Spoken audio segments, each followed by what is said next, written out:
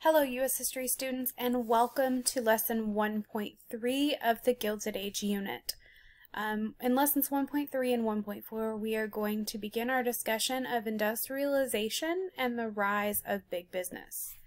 Now, before we get started on Lesson 1.3, I would like to introduce you to the Gilded Age and kind of discuss what that term means. The term the Gilded Age was coined by Mark Twain during the era in a book that he wrote. And here's a quote from that book. "The golden gleam of the gilded surface hides the cheapness of the metal underneath." As you can see by that quote, the term gilded means something similar to like gold-plated. So let's say that you have a piece of jewelry, and on the surface it looks gold, but underneath it's actually a different type of metal, a cheaper metal that is plated or covered with a thin layer of gold to make it appear that it is a gold piece of jewelry. Now, that would make that piece of jewelry not necessarily as good. And in reference to the Gilded Age, what we're talking about is on the surface, the era looks really nice. There's a lot of technology advancing. There's a rise of leisure time. There's more production. And all of that's really great.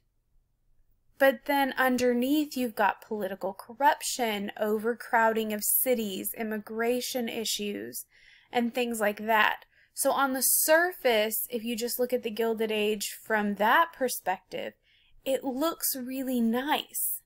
But underneath, there's all of these really big issues that are coming to play that aren't good. To give you an introduction, I would like to play you a video. And this is a clip from the documentary An American Experience from the PBS channel. And it'll give you kind of an overview of the Gilded Age in a short time frame.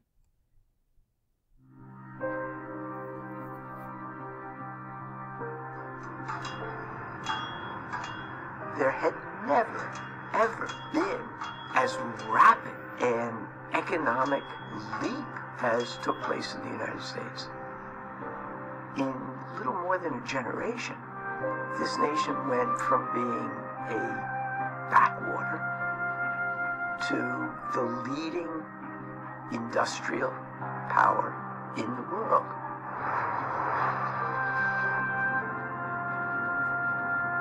"30 years after the Civil War, America had transformed into an economic powerhouse. But the transformation had created stark new divides in wealth, standing, and opportunity. It's shocking for people to see a country developing before them that is increasingly clearly divided into the haves and have-nots. The richest 4,000 families in the country, less than 1% of all Americans, had scooped up nearly as much treasure as the other 11.6 million families combined. A society which had prided itself on being a nation of small producers, skilled workers, farmers, all roughly equal in their social position, was no longer that. It was overwhelmingly a nation of very powerful, concentrated wealth on the one hand, and wage labor on the other, suffering a very serious dilemma about how they would survive. It was a fractious time in which a sense of desperation amidst growing wealth was emerging. Increasingly, workers begin to say, if I, as a member of this society, lack the ability to pay my bills and to feed my family, then I am not a free citizen of a healthy republic. I'm something else, something that the Founding Fathers would not recognize. There is this fight over what is America's collective self-identity. Who are we? Are we two nations, the poor and the wealthy? Or are we one nation where everybody has a chance to succeed.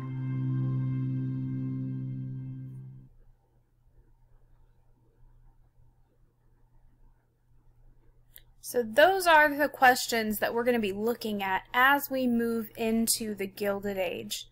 So today we're looking at lesson 1.3, which is the Industrial Revolution, the rise of new technology. During the Gilded Age, the United States experiences a huge industrial revolution. And what that means is we start to see more products begin to be manufactured. We start to see more factories rising in these cities such as New York or Pittsburgh or Chicago. And to give you a better idea, let's look at our map here. So if we look at the purple states on the right-hand side of your screen, those are the states with 25% or more employees in manufacturing, meaning that 25% or more of people with jobs in those states are working in factories. And they're making things such as clothing, they're mining coal, they have slaughter or meat packing plants to make food. We have printing and publishing and food and beverage processing and things of that nature. Those are very popular, and we create factories to produce these goods for people in the rest of the country. The Civil War stimulates mass production techniques that were used after the war to begin to make industrial goods. If you look at this photograph here, this is the destroyed ruins of an arsenal, which is where the military would keep ammunition and guns and things of that nature, in Richmond at the end of the Civil War. And at this time, industrial goods like iron, steel, and railroads were highly needed to rebuild the country after it had been torn apart. And this is that era of Reconstruction. We're putting the country back together. These are the same industrial goods that are going to be used to build the new modern cities that we'll see start to rise up in the Gilded Age. Now, America's Industrial Revolution began as a wave of inventions, and this is not the first time this has happened in American history. If you think back to your previous U.S. history class, we had an industrial revolution in the early to mid 1800s as well, at the time when like the cotton gin was invented and things of that nature. This is what historians consider the second industrial revolution. If you look at our chart, we have beginning in 1850, ending in about 1899-1900. If you look at this chart, this is how many patents or how many new inventions are coming about in this era. So in 1850 to 1859, which is our first column, we only have about 19.5 thousand. By 1890 to 1899, we have 221,277 patents. That's almost 222,000, well, close to 222,000 different inventions, or people basically telling the government, I have created this new invention in a 10-year span. It's very big. So let's look at these different things. These might be things that you have not seen before. So let's play a little game called Guess the Gilded Age Invention. Gave you a couple seconds. On the far left is a cash register. Very different from the cash registers that you see in the stores when you go now. In the middle is a typewriter, which was used to create documents before the invention of the computer and the printer that we use today. And on the far right is an adding machine. This is the precursor to that fancy calculator that you use in your math classes. Very different. These are not run by computers. Computers are not invented yet. But the use of these three items begins to make business much more efficient. Workers are able to work much easier. Couple of other things that we can see. The phonograph. And in our picture here, we have the telegraph, which is a precursor to the telephone. Think of if you've seen the movie Titanic, for example, when the ship is sinking and they're typing out on the little tapping machine, that would be a telegraph. Marconi's wireless transmitter, which helped us to send those telegraph messages, as well as Alexander Graham Bell's telephone, revolutionized communication. Now, instead of having to handwrite your letter, put it in the mail, wait, a week to maybe get it to its recipient, let them handwrite you a response, another week to get the response. Now we have almost instantaneous communication. Another really important invention in this time period is the Bessemer process. The Bessemer process creates a cheap way to transform iron into stronger and lighter steel. This is going to be revolutionary in building what we would consider modern day skyscrapers. This is a process that is picked up by Andrew Carnegie and brought to the United States, where he then perfects it and uses it in his manufacturing. New inventions allowed for improved industrialization in this era, which will create a sense of big business and things of that nature. Thomas Edison becomes nicknamed the Wizard of Menlo Park because he's very much an inventor. We know him as one of the greatest inventors of the 1800s. So he creates the phonograph, which I had mentioned earlier, as well as several other inventions. One that we actually use every single day. We use batteries. Your cell phone uses a battery. Your computer uses a battery. All of these things that you don't really think about use an invention from the Gilded Age.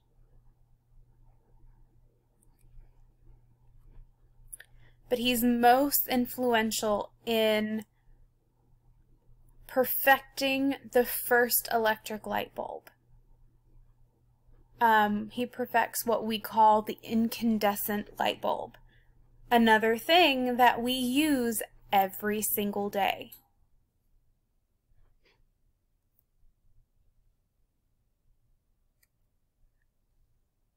Now, as we continue into the Industrial Revolution, we see this advancement fueled by four major industries. We call those the Rose industries. And this is an easy acronym to help you remember what they are. So R stands for railroads, easy transportation and shipping of goods. Oil is O. Oil becomes really important as we move forward for heating, of course, but also as we move into the era of the automobile, oil becomes very important to fuel those cars. S is steel. Steel could be considered the backbone of industry because it helps us to build those urban or city centers that we know of today. And the E stands for electricity. This is the era of electricity where we're beginning to have electric lights, which are going to allow factories to stay open 24 hours a day, because now you don't have to wait until the sun comes up the next morning to continue your production. You have electric lights.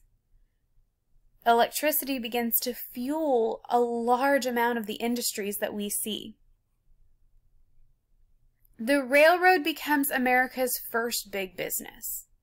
We're going to get more into big business as we move forward.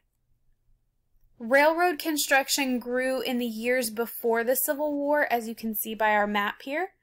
By 1850, all of our red lines on this map have become very prominent in the North. There were not a lot of railroads in the South, which somewhat hindered the Southern cause. But tracks were owned by a bunch of different companies. They were not standardized. They were not overly connected. This becomes an issue. During the Gilded Age, railroad construction booms, led by huge tycoons such as Cornelius Vanderbilt. He's going to be our first captain of industry. Captain of industry is a term used to describe people like Vanderbilt, who built these huge businesses and became very successful at it. However, there is a flip side to every story. Vanderbilt could also be known as a robber baron. Robber barons were the bad term for these people because they created these huge companies and they weren't seen as being overly great in some capacities. More on that later. People like Vanderbilt created large companies and bought those small, unconnected railroads. They used standardized gauges and schedules and pooled cars to create this big business of the railroad industry. And if you look at our chart here, in 1830 to 1840, we've got less than 10,000 miles of track in our country. At the height of the Gilded Age, between 1881 and 1890, we've got over 70,000 miles of track laid to connect our country. Railroad expansion leads to a boom in the economy as well, because we're using these railroads as a means of shipping goods across the country. Railroads by this time period connect to the east, south, and west, and allowed for national trade and regional specialization. So you can ship your wheat from Kansas to New York and sell it. You can manufacture ready-made clothing in the Triangle Shirtwaist Factory in New York and ship it to California. This allows for each area to become specialized, making a certain product and making it well.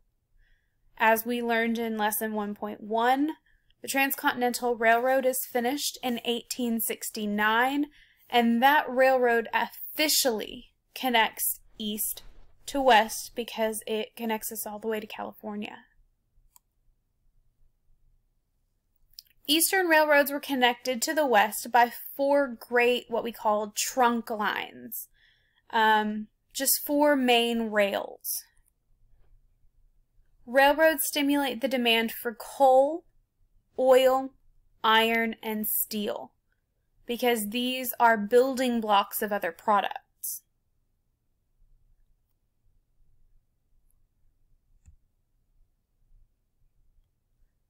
This concludes lesson 1.3 of the Gilded Age unit of study. We will move in farther into the Gilded Age in lesson 1.4. See you back here for that lesson later. Have a great day.